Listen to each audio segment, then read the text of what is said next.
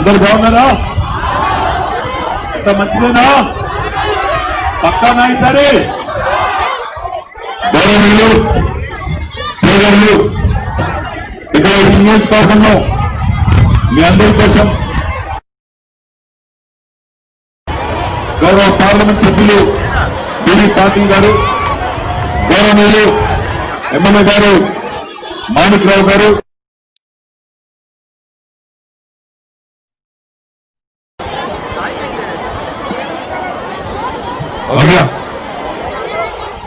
MLC Venkateswara గారు, అదేవిధంగా గౌరవనీయులు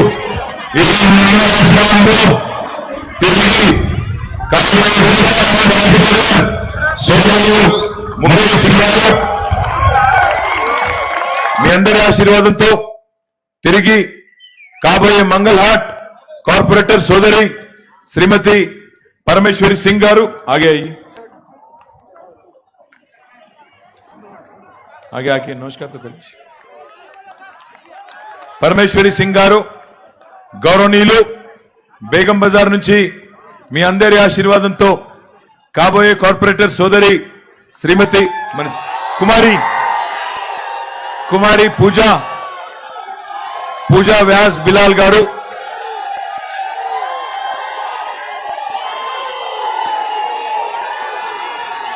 సోదరి మీ అందరి ఆశీర్వాదంతో కాబోయే गन फाउंड्री कॉर्पोरेटर तिरिगी थोड़ा पीछे हो जाइए, ममता कौन है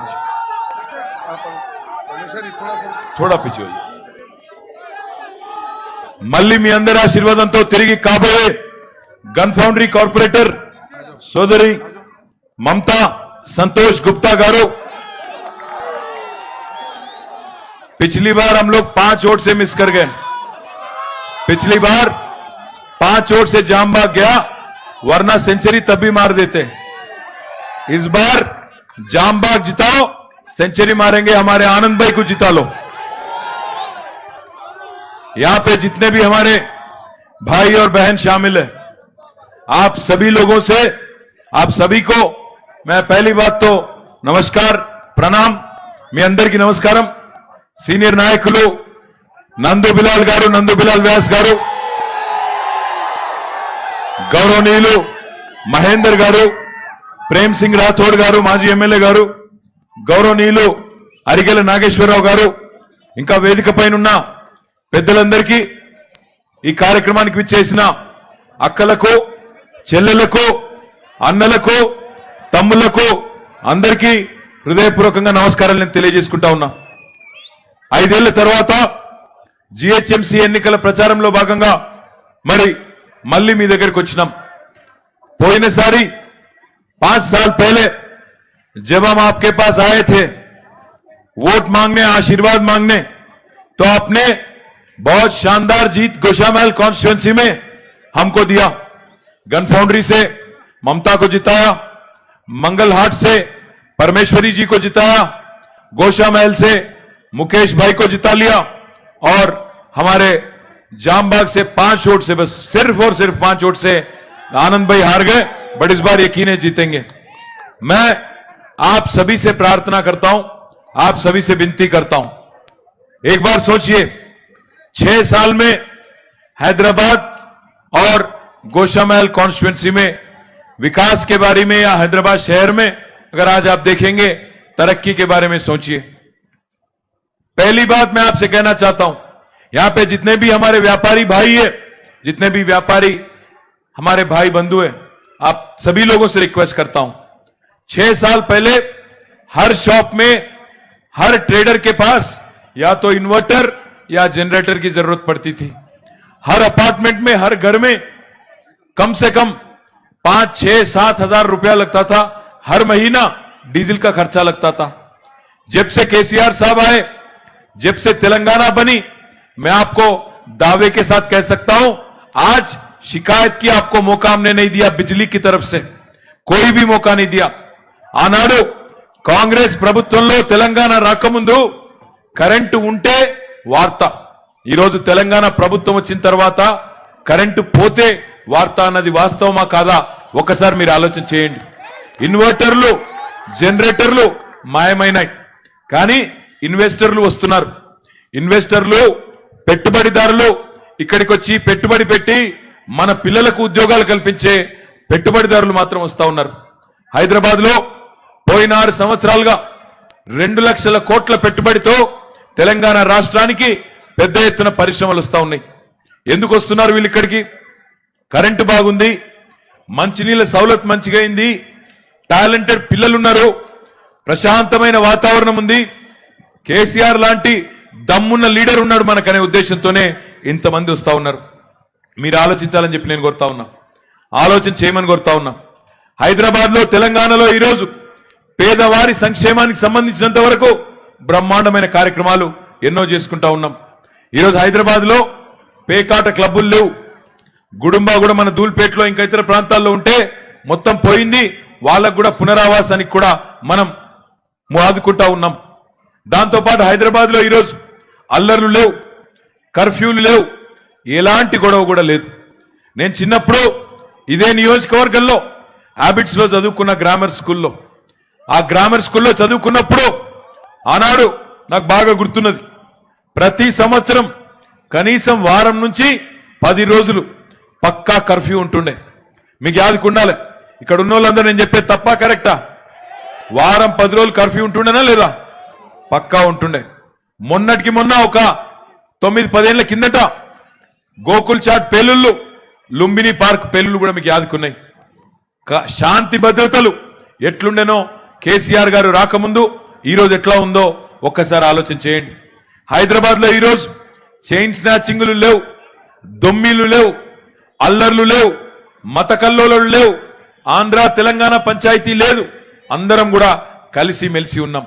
हम सब लोग जहां से भी आके आज हैदराबाद को हमने जो घर बना लिया, हैदराबाद को जो हमने अपनाया और जो हैदराबाद ने हमको अपनाया, हम सभी लोग आज भाईचारे के साथ, खुशहाली के साथ साथ साथ रह रहे हैं.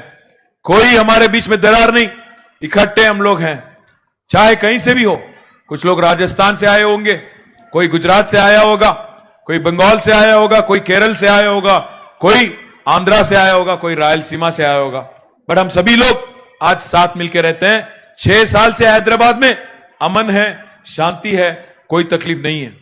मैं आप सभी लोगों से मैं रिक्वेस्ट करता हूं, आज हैदराबाद में गरीब आदमी खुश है. हम मजहब के नाम पे, जात के नाम पे सियासत नहीं करते हैं, राजनीति नहीं करते हैं, हम अलग अलग करके नहीं देखते हैं. हम तो कहते हैं ये सबकी हैदराबाद है, सबका विकास सबके साथ ही होगा, ये हम कहते हैं. बट आज हमारे कुछ भाई लोग कह रहे हैं कि ये सबका हैदराबाद नहीं है, ये चंद लोगों का हैदराबाद है. ये सरासर गलत रवैया है. मैं आप तमाम लोगों को याद दिलाना चाहता हूं, आज अगर आप एक बार सोचें, हैदराबाद में आज अगर गरीब के लिए हैदराबाद में जितने भी हमारे गरीब भाई है, बहन है, उनके लिए क्या क्या प्रोग्राम किए जा रहे हैं, एक बार आप सोचिए. शादी करते हैं तो कल्याण लक्ष्मी शादी मुबारक प्रोग्राम है. अगर प्रेग्नेंट है, इंस्टीट्यूशनल डिलीवरी है तो केसीआर किट है. बच्चा पढ़ने का है तो हॉस्टल में दाखिल कर सकते हैं. 1,20,000 रुपया गवर्नमेंट खर्चा करता है बच्चे पे, सारा देखभाल गवर्नमेंट करता है. अगर ओवरसीज पढ़ने जाना है, लिखने जाना है तो ओवरसीज स्कॉलरशिप है, अंबेडकर जी के नाम पे, महात्मा ज्योतिबा फूले के नाम पे 20 लाख रुपया गवर्नमेंट देती है. इसके अलावा आज अगर खाना चाहें हैदराबाद में तो 5 रुपया आज अन्नपूर्णा सेंटर में अच्छा सा अच्छा खाना मिलता है. अगर सुस्ती हो गया, कोई तकलीफ है, स्वास्थ्य अगर ठीक नहीं तो बस्ती दवाखाना है. और मैं बोलते जा सकता हूं, बहुत सारे ऐसे प्रोग्राम हैं गवर्नमेंट की तरफ से जो पिछले 5-6 साल में हैदराबाद में हमने किया. आज हैदराबाद में रोजगार गरीब को मिलता है. फैक्ट्री चल रही है, फैक्ट्री 3-3 शिफ्ट चलता है. सारे शॉप्स, सारे ट्रेडर खुश है. हैदराबाद में आज हरासमेंट किसी की तरफ से नहीं है, ना अफसरों की तरफ से, ना गुंडा लोग की तरफ से, ना राउडी शीटरों की तरफ से, किसी की तरफ से किसी को कोई तकलीफ नहीं है. पर आज एक बार आप सोचिए, मैं सोचने के लिए आप सबसे विनती करता हूं, आज हम पूछ रहे हैं वोट और हम मांग रहे हैं और हम कह रहे हैं पिछले 5-6 साल में हमने कुछ काम किया. पानी का सहूलत थोड़ा बेहतर हुआ, बिजली 100% अच्छा हो गया, रोड भी बना रहे हैं. एसआरडीपी में अगर आज देखेंगे तो आप फ्लाईओवर बन रही हैं, अंडरपासेस बन रही हैं, और उसके अलावा सैनिटेशन में भी थोड़ा हमने काम किया। हां, काम बाकी है, मैं जानता हूं। नालास पे काम करना है, तालाबों पे काम करना है, ड्रेनेज और सीवरेज सिस्टम ठीक करना है। जैसे मैं यहां पे आया, हमारे एमपी साहब बीबी पाटिल साहब ने एक चिट्ठी दिया, बोले कि गोशा महल में आपको ये सब कुछ करना है। जरूर करेंगे। कब करेंगे, कैसे कर पाएंगे, आप सोचिए। मोदी साहब कहते हैं डबल इंजन ग्रोथ होना चाहिए। हाल ही में बिहार इलेक्शन हुआ था, चुनाव हुआ था, वहां पे गए हमारे प्रधानमंत्री जी और कह रहे थे वहां पे कि दिल्ली में जो सरकार है और बिहार में भी वही सरकार रहेगी, तब जाके डबल इंजन ग्रोथ होगी। मैं भी वही बात कह रहा हूं, जो राज्य में सरकार है और जो जीएचएमसी में सरकार है, अगर साथ चलेंगे तब ना विकास होगा, तब ना गोशा महल आगे बढ़ेगा।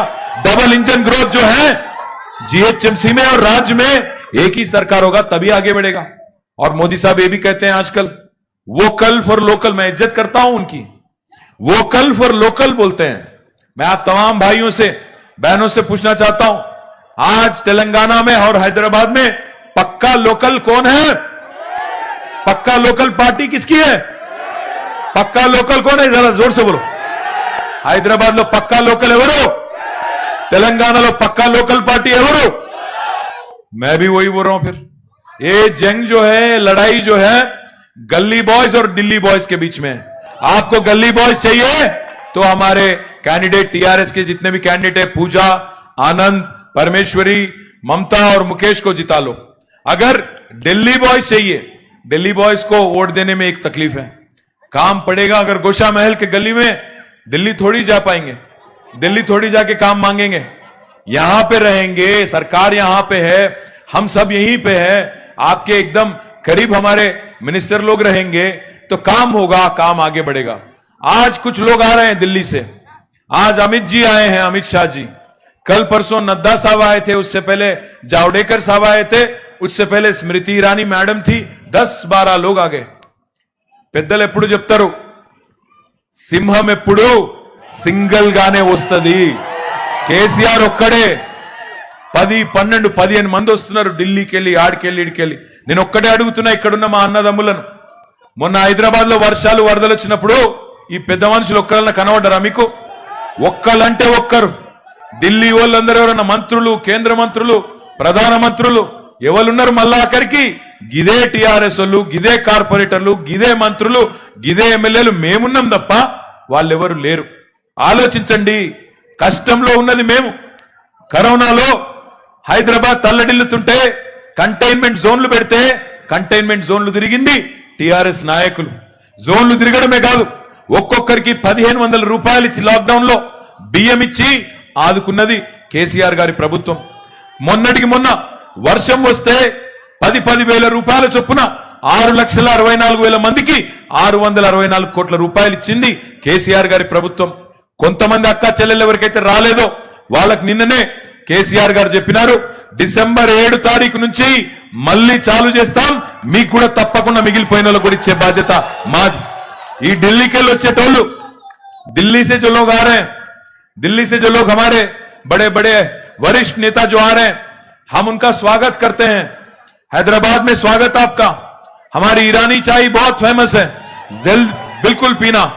अगर आप नॉनवेज खाते हो तो हैदराबाद बिरयानी भी बहुत शानदार है, बहुत खूब है, जरूर खाना। बट ये मत पूछना कि वोट दो। मैं इसलिए कह रहा हूं, वो मैं इसलिए कह रहा हूं कि आपको वोट मांगने का हक नहीं है। मैं ऐसे ही नहीं कह रहा हूं। आप एक मिनट सोचिए, जो लोग हैदराबाद में जब बाढ़ आया था, जो लोग हैदराबाद गली में जब आप लोग तकलीफ में थे, तब नहीं दिखते हैं, आज आके वोट मांगते हैं। ये कहां की रीत है? हमने लिखा था, यहां के राज्य सरकार ने, यहां से हमारे मुख्यमंत्री जी ने उनको एक चिट्ठी लिखी, मोदी साहब को लिखा उन्होंने और रिक्वेस्ट किया कि मोदी जी, हैदराबाद में आज बाढ़ आ गया, तकलीफ है, तो आप मदद कीजिए, हमारी इंटरिम रिलीफ दीजिए, 1300 करोड़ रुपया, 1350 करोड़ रुपया दीजिए। हमने चिट्ठी लिखा, 9 हफ्ते हो गए लिख के भी आज तक कोई जवाब नहीं। कर्नाटक में जहां उनकी सरकार है, वहां से मुख्यमंत्री उत्तर लिखते हैं, चिट्ठी लिखते हैं, 4 दिन में वहां पे भी बाढ़ आया था, 4 दिन में बैंगलोर के लिए 670 करोड़ रुपया दिया जाता है। गुजरात में बाढ़ आता है तो वहां पे तो प्रधानमंत्री खुद चले जाते हैं, 500 करोड़ देके आते हैं। फिर हैदराबाद क्या इस देश में नहीं है? तेलंगाना क्या इस देश में नहीं है? क्या हम टैक्स नहीं भरते हैं? अगर टैक्स की बात आती है, मुझे एक चीज बड़ा अजीब सा लगता है, बड़े बड़े वरिष्ठ नेता जो हैं दिल्ली से जो आते हैं, आके कहते हैं कि हमने तेलंगाना को इतना कुछ दिया। मैं आप तमाम भाई लोगों से, बहनों से मैं विनती करता हूं, एक बार सोचिए, एक बात समझ लीजिए। पिछले 6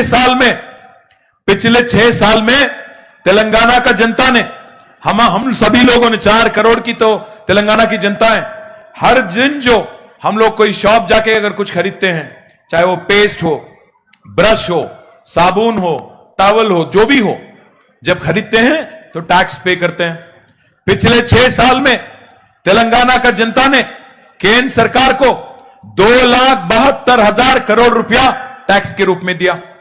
పోయిన 6 ఏళ్లలో కేంద్ర ప్రభుత్వానికి తెలంగాణ ప్రజలుగా మనందరం సబ్బు, ఉప్పు, పప్పు, బ్రష్, పేస్ట్ కొనుక్కున్నప్పుడు ట్యాక్స్లు ఏవైతే కట్టినామో 2,72,000 కోట్ల రూపాయలు ట్యాక్స్ల రూపంలో కట్టినాం। మనకెంత వాపస్ వచ్చింది తెలుసా? कितना वापस हमें मिला पता है आपको? हर राज्य सरकार को केंद्र की तरफ से कॉन्स्टिट्यूशनली पैसा देना होता है, कॉन्स्टिट्यूशन के हिसाब से। हम लोग दिए 2,72,000 करोड़, वापस केंद्र सरकार ने तेलंगाना को दिया 1,40,000 करोड़। మనం 2,72,000 కోట్లు పన్నుల రూపంలో వాళ్ళకి గడితే వాళ్ళు వాపస్ మనకు గట్టింది ఇచ్చింది 1,40,000 కోట్లు। मतलब 1 रुपया जब हम ऊपर दिल्ली देते हैं टैक्स के रूप में, वापिस आता है 8 आना। 1 रुपया हम देते हैं, 8 आना वापिस आता है। तो आप बोलो कौन किसको बाकी है? ఎవరికి బాకీ ఉన్నారు? రూపాయి ఇచ్చి 8 आना ఇంకకిస్తే మళ్ళీ మీదికెళ్ళి ఇక్కడికి వచ్చి रुबाबु చేస్తే हमने ये दिया वो दिया। हम समझते हैं देश को चलाना है, हम समझते हैं देश में और भी पिछड़े इलाके हैं, हम समझते हैं वहां पे भी तरक्की होना चाहिए, हम समझते हैं। उसमें अगर तेलंगाना का भागीदारी होगा तो हम जरूर उससे फख्र महसूस करेंगे, गर्व महसूस करेंगे, क्योंकि तेलंगाना जो है एक प्रोग्रेसिव राज्य है। केसीआर साहब की लीडरशिप में जरूर हम चाहते हैं कि इस देश के सारे पिछड़े इलाके भी विकास की तरफ आगे बढ़े। पर आप जब आते हो और ऐसे बात करते हो जैसे कि हम लेने वाले हैं और आप देने वाले हैं, अमित जी, इस बात से बहुत तकलीफ होती है।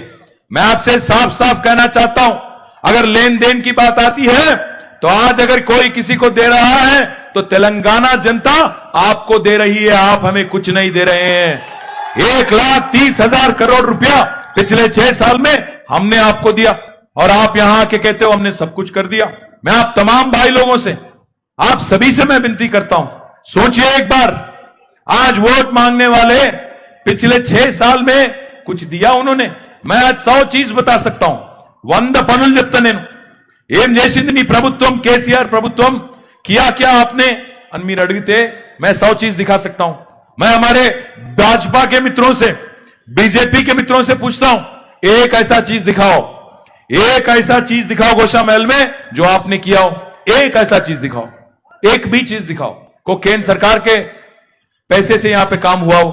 इदी जप्पर जोर से अगर पूछेंगे, इस बीच में 2-4 कार्टून आ गए बीजेपी में, स्टेट लीडर में, स्टेट बीजेपी में 2-4 कार्टून आ गए। एक आदमी है वो आके आजकल स्पीच दे रहा है इधर उधर। మీరు చూసింటారు ఈ మధ్యన తెలంగాణ బీజేపీలో కొన్ని కొత్త కార్టూన్లు వచ్చినాయి। ఒక ఆయన ఏమంటున్నాడు, ఇల్లు పోతే ఇల్లు ఫ్రీ, బండి పోతే బండి ఫ్రీ, కారు పోతే కారు ఫ్రీ, మనిషి పోతే మనిషి ఫ్రీ। ఇవే ఆ మాటలు? ఏమడుగుతురా నిన్ను? మళ్ళీ ఆయన ప్రెస్ ఆయన ఒక ఆయన పట్టుకున్నాడు, ఏమాయ మరి బండి పోతే బండి ఫ్రీ అయినా ఎట్లిస్తావు అన్నాడు। ఇన్సూరెన్స్ ఉంది కదా అంటుడు। ఇన్సూరెన్స్ నువ్వు ఇచ్చేదేందా నాకు అర్థం కాదు। ఇన్సూరెన్స్ ఏజెంట్ వా లేకపోతే పార్టీ ప్రెసిడెంట్ వా నువ్వు? నాకు అర్థం కాక అడుగుతా, ఏం మాట్లాడుతున్నారు వాళ్ళు? ఇంకేం మాట్లాడతారు? మీదికెళ్ళి రాంగ్ రూట్లో వండి మీరు నలుగురు నడుపురి బండి మీద చాలాన్లు మేం కడతాం, చాలాన్లు కడతావు, చాలాన్లు కట్టనికున్నదా జిహెచ్ఎంసీ? మరి నీ అహ్మదాబాద్లో కడుతున్నావా, నీ బెంగళూరులో కడుతున్నావా, నువ్వు ఇంకొకడ రాజ్యంలో నువ్వు అక్కడ కడుతున్నావా? అక్కడ ఎక్కడ కట్టారట, ఇక్కడనే కడతారట। నేను ఒక్కడే మిమ్మల్ని ఆలోచించమని కోరుతున్నా। ఈరోజు తెలంగాణలో పేదవాడికి సాయం చేసింది కేసీఆర్ ప్రభుత్వం, పేదవాడికి అండగా ఉన్నది కేసీఆర్ ప్రభుత్వం। వాళ్ళు చాలా మాటలు చెప్తున్నారు, చాలా మాటలు చెప్పి మిమ్మల్ని నోట్లు అడుగుతా ఉన్నారు। ఆలోచించండి, 2014 में मोदी साहब ने कहा था, अब मैं बार बार मोदी साहब का जिक्र इसीलिए कर रहा हूं क्योंकि वो लोग आज इस लोकल बॉडी इलेक्शन को इंटरनेशनल इलेक्शन बना दिए। वो लोग जिक्र करते हैं अकबर बिन लादेन की, तो मैं कम से कम नेशनल लीडर का तो नाम ले लूं, मैं कम से कम उनके बारे में तो बोलूं। आप एक बार सोचिए 2014 में क्या कहा हमारे प्रधानमंत्री जी ने, हमारे देश के सारे भाई बहन आप सभी लोग जन धन खाता खोलो, मैं धन धन 15 लाख देता हूं बोले कोई बोले कि नहीं बोले? क्या बोले? आप भी सुने, मैं भी सुना। एक बात का एक काम करो भाई, यहां पे जितने लोगों को 15 लाख नहीं मिला वो जरा हाथ उठाओ आपने। आपको मिला क्या बहन हमारे? आपको भाई मिला क्या 15 लाख? आपको 15 लाख मिला? आपको क्या मोदी के रिश्तेदार हो क्या? जरा जोर से उठाओ हाथ। जिसको भी 15 लाख मिला वो मोदी को वोट दे, नहीं मिला तो हमें वोट दे दीजिए। कोई पत्रकार जाके पकड़ लिया अमित जी को, बोले अमित जी आप तो बोले 15 लाख देंगे, तो फिर हम तो खोल लिए जनधन अकाउंट, पैसा नहीं आ रहा है। पता है क्या बोलते हैं अमित जी? अरे भाई वो तो जुमला था, जुमला। फिर हाल ही में फिर बोले 20 लाख करोड़ का पैकेज दे रहा हूं मैं, स्टिमुलस पैकेज। कोरोना की वजह से बहुत नुकसान हो गया इस देश में, तो 20 लाख करोड़ का पैकेज। 20 लाख करोड़ में कितने जीरो है मैं तो नहीं जानता। मैं नंदू भाई को फोन करा, बोला नंदू भाई बोलो कितने जीरो रहेंगे उसमें? नंदू बोले अन्ना मेरे को भी नहीं मालूम। मैं बोला ठीक है एक काम करो, एक बार प्रेम सिंह राठौड़ साहब से पूछ लो, बड़े आदमी है। आपके जो 20 लाख करोड़ डिवाइडेड बाय 132 करोड़ हिंदुस्तानी, तो एक एक हिंदुस्तानी को कितना पैसा मिलना चाहिए पूछो बोला मैं। अब राठौड़ साहब जो है वरिष्ठ आदमी है, सीनियर आदमी है, जानते हैं पूरा, तो मेरे को फोन करके बोले एक एक आदमी को 15,384 रुपीस मिलना है अगर 20 लाख करोड़ हम सब में बांटे। मिला किसी को यहां पे? एक और जुमला। और फिर इस बीच में बोल रहे हैं बीजेपी वाले, जो लोग जब राज्य सरकार केसीआर साहब 10,000 दे रहे थे हमारे गरीब भाइयों को और बहनों को, जो लोग टांग अड़ा दिए, वही लोग आ जाके बोलते हैं कि 25,000 देंगे। मैं सीधी बात पूछना चाहता हूं, 10,000 ఇయ్యనోడు 10,000 ఇస్తుంటే ఆపినోడు 25,000 ఇస్తాడా అంటున్నా? ఇస్తాడా? అమ్మకు అన్నం పెట్టనోడు చిన్నమ్మకు బిర్యానీ పెడతాడా? పెట్టాడు కదా. Simple common sense. మరి ఇలా వాళ్ళు చెప్తున్నారు ఇస్తారట 25,000. అరే ఓట్ డాల్దో మే దేఖ్ లేతాం బాద్ మే. బండి పోతే బండి ఫ్రీ అంటారు, చలాన్లు కట్టద్దు అంటారు, గెలిపిస్తే 25,000 అంటారు. అన్ని బోగస్ ముచ్చట్లు. 15 లక్షలు అన్నారు, 2 కోట్ల ఉద్యోగాలు అన్నారు, 20 లక్షల కోట్ల ప్యాకేజ్ అన్నారు. ఏముండదు. వాళ్ళకి తెలిసింది ఒకటి, ఏదన్నా చేసి హిందూ ముస్లిం ఫీలింగ్ తేవాలే, 4 ఓట్లు చంపుకోవాలి కదా, ఒకటే ఎరిక, ఇంకేం తెలియదు. నేను మీ అందరినీ కోరుతున్నా ఒకటే, హైదరాబాద్ ప్రశాంతంగా ఉన్నది. हैदराबाद लो ఈరోజు వ్యాపారాలు మంచిగా జరుగుతున్నాయి. यहाँ पे जितने भी हमारे व्यापारी भाई हैं, मैं आप भाइयों से मैं रिक्वेस्ट कर रहा हूं, हैदराबाद बहुत पीसफुल है आज. इस पीस को अगर ऐसे ही रखना है, हैदराबाद ऐसे ही अगर रहना है, तो आप जरूर एक बात सोचिए. आज कुछ लोग बात कर रहे हैं कि सर्जिकल स्ट्राइक करेंगे. सर्जिकल स्ट्राइक कहां होता है, कहां किया जाता है? शत्रु देश पे किया जाता है, अपने देश पे नहीं करते हैं. सर्जिकल स्ट्राइक नाम का चीज अगर हैदराबाद पे आप करोगे, तबाही कहां होगी? यहीं पे होगी. व्यापार किसका डिस्ट्रॉय हो जाएगा, नुकसान किसको पहुंचेगा? सारे हैदराबादियों को पहुंचेगा. आप इसलिए सोच समझ के वोट देना, बिल्कुल भावुक मत बनना. सोचो, आप सोच के वोट दो. इलेक्शन आते ही हिंदू मुस्लिम, इलेक्शन आते ही पाकिस्तान, ये कहां की रीत है? आप सोचो, ये बल्दिया का इलेक्शन है. मुझे तो लग रहा है जिस कदर हमारे बड़े बड़े वरिष्ठ नेता दिल्ली से आप पधार रहे हैं, बहुत बड़े बड़े नेता हैं, मुझे तो लग रहा है कल परसों डोनाल्ड ट्रंप भी आ जाएंगे. फिर अभी वो भी खाली बैठे हैं, क्या करें, खाली है, उन्होंने भी कुछ काम नहीं है, उनको भी बुला लेंगे शायद. इंटरनेशनल कर दिए इलेक्शन को. सोचो आप. मैं एक बात पूछना चाहता हूं. मोदी साहब ने कहा, बीजेपी ने कहा कि हर साल 2 लाख युवाओं को रोजगार देंगे, पर 6 साल हो गए, 12 करोड़ युवा को रोजगार मिला क्या? मिला किसी को यहां पे? एक बार हाथ उठाओ भाई। नहीं मिला। नहीं है रोजगार की तो छोड़ो, आप जो है सो रोजगार वही खत्म हो रहा है। अब एयर इंडिया को बेच दिए। पूछे हम एयर इंडिया को क्यों बेच रहे हो? बोलते हैं वो तो नुकसान में है। ठीक है, समझते हैं। फिर LIC तो प्रॉफिट में है, उसको क्यों बेच रहे हो? नहीं बताते हैं, फिर बोलेंगे हिंदू मुस्लिम। इसलिए मैं कहता हूं मोदी साहब अच्छे अच्छे प्रोग्राम लाए, clean India, digital India, fit India, sit India, stand India, अब नया प्रोग्राम लाए, बेचो इंडिया। इसीलिए मैं कहता हूं सोचो इंडिया, सोचो, भावुक मत बनो, उद्वेगालु कादो, उद्योगालु कावाले, सोच समझ के वोट दो, पागल मत बनो, दीवाना मत बनो। हिंदुस्तान पाकिस्तान के नाम से वोट मांगने वाले, हिंदू मुसलमान के नाम पे वोट मांगने वाले विकास नहीं चाहते हैं। आप ही कहते हो सबका साथ सबका विकास, फिर एक तरफ बोलते हो सर्जिकल स्ट्राइक, हैदराबाद पे हमला करोगे तो सबका साथ सबका विकास कैसे होगा? ये कहां की रीत है? ये कहां की बात है?